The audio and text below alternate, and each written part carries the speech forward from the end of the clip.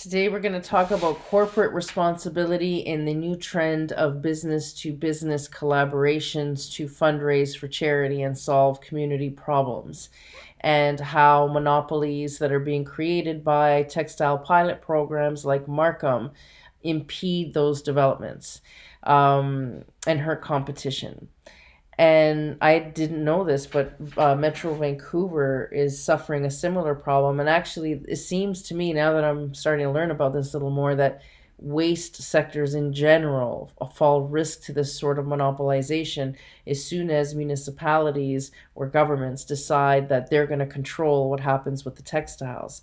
Markham is a little bit unique compared to every other municipality in Southern Ontario, which is where I operate, in that Markham, some municipalities have said you have to be a registered charity in order to operate, and I'm going to debunk why that it's not a good policy. I'm going to talk about that in a bit. But regardless, what Markham did a little bit different was it chose which charities. In every other municipality, as long as you're a registered charity, you can apply and get a permit.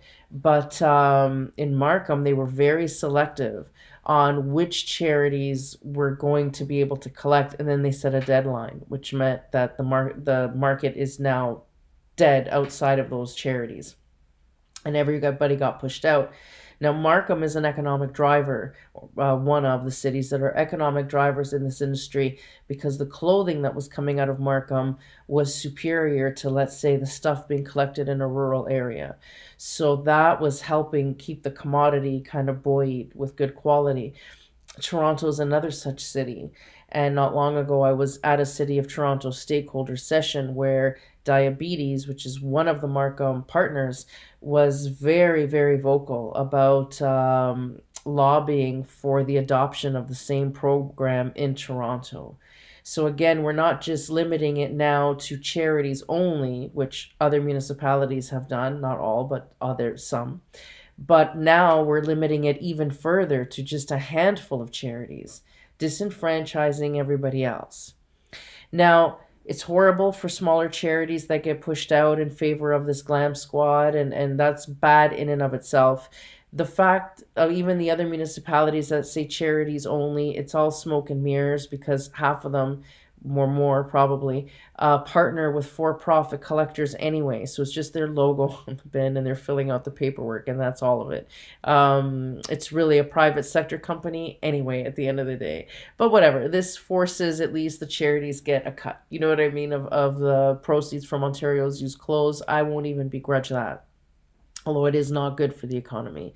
And it's just, why lie at this point, you know? But this is where things get complicated now.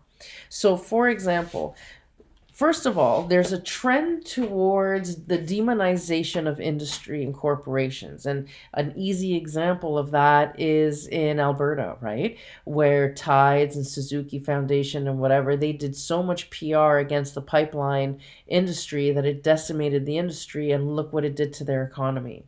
So to think that this kind of lobbying doesn't have an impact, we've already seen it. And so now I'm hearing the similar kind of virtue signaling, in the sense of, we're good enough to collect and everybody else is rogue, and nobody else is good enough except for this tiny little group. And that's the kind of pushback I'm seeing in the textile waste sector. And in general, just with companies. So on the one hand, we want companies to be more charitable, but then on the other hand, we demonize their operation. So then they go out of business, and then when they go out of business, or they're not making enough money to be charitable, so then you judge them, they go out of business, and then when they go out of business and lay people off, you're sad because they're out of business.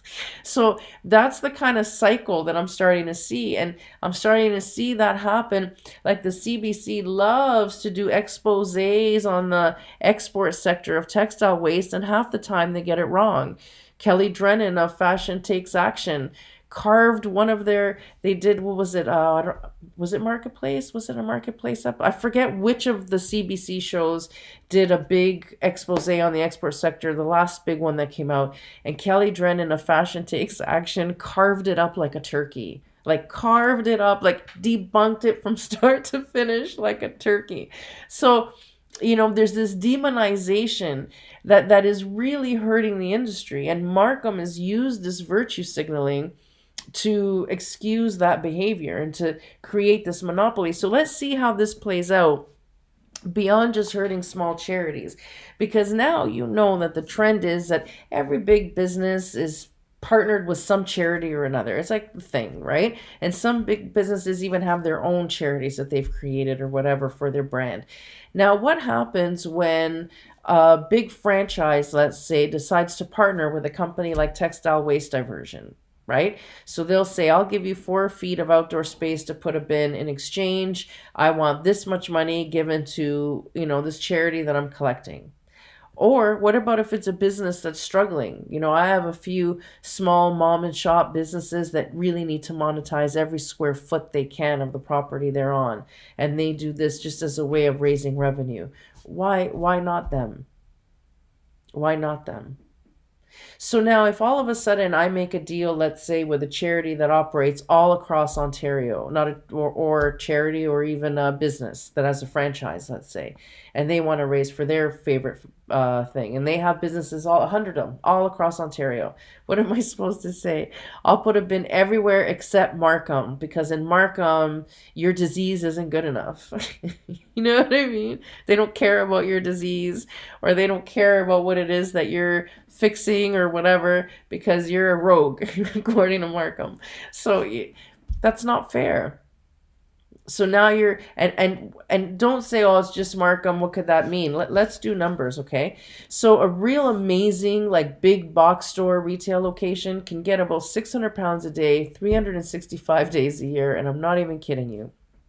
But if it's a smaller location and weather, blizzards and stuff, it's not, So we're going to be really conservative and say 300 pounds a day, 300 days a year, okay? So 300 pounds a day times 300 days a year means each bin can do 90,000 pounds a year in clothing. So if we have a franchise that has 5 locations in Markham, they're losing out on 450,000 pounds a year in revenue generating waste. You know how much that could help a business or a charity? A lot. And, to say that, well, I know, but Markham is prioritizing these 5 charities because, diabetes is the only disease they feel we should cure. Apparently, you know what I mean? Half the population is scared of cancer, but diabetes is the only thing we're supposed to be curing according to them. So whatever, right? It's not because there's not enough clothes, so they need to make sure diabetes gets their count. That's not. 85% of textiles are going to landfill. 85, I'm going to say it again, 85% of textiles are going to landfill. And in Markham, prior to their pilot, there was well over 150, probably close to 200 different bins, all spread across Markham from a massive variety of companies and organizations and different charities. And now they're down to 50, and they want us to celebrate. So there's room.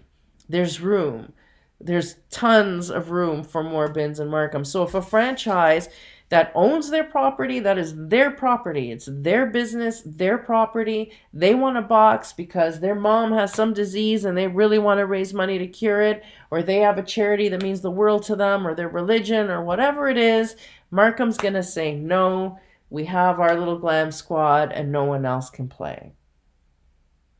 That's what these municipal programs are impeding. Right now, and every municipality has different rules, right? And because, they only give you 1-year permits, those rules can change at any time. Look at Toronto right now, like I said, is doing that stakeholder whatever because they're thinking of changing their rules. And what I was hearing in that thing raised every alarm bell, which is why I have been as vocal as I have been about this. And I have one of my charity partners that's ready to scale. Today, she hit her max yesterday. Capacity. So 1,600 meals went out the door. That's her social enterprise. She feeds people. She's tackling food insecurity. And this is healthy food, which is supporting local family farms in the procurement. So just amazing, amazing stuff that she's doing in the community that's raising money for local business while also feeding people at risk and a bunch of other people too. So she's just feeding everybody, this woman. And so she is ready to scale it, and she's ready for a permanent home for this thing. And I even have equipment that she could potentially have access to, but she's got nowhere to put it. So now she's ready to go for a home. And when we're looking at where to put her, all these places require multi-year leases.